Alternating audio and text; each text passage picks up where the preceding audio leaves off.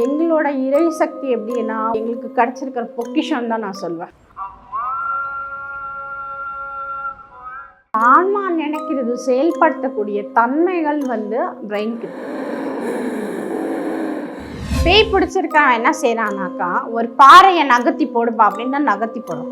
சாயங்கால நேரத்தில் முச்சந்திக்கு பிள்ளைங்களை அனுப்பக்கூடாது, மத்தியான நேரத்தில் முச்சந்தியில் போய் விழக்கூடாது. ஒரு மனுஷன் கண்ணாலேயே ஒரு பாறையே குறைச்சிட முடியும்.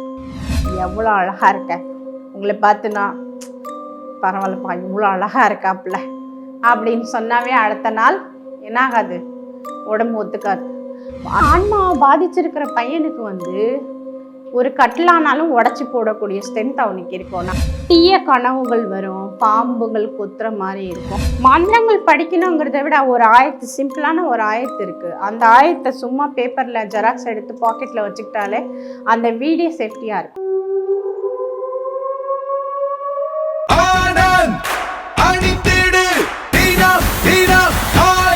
ஆனந்த் ஒரு சுகமான உள்ளாடை.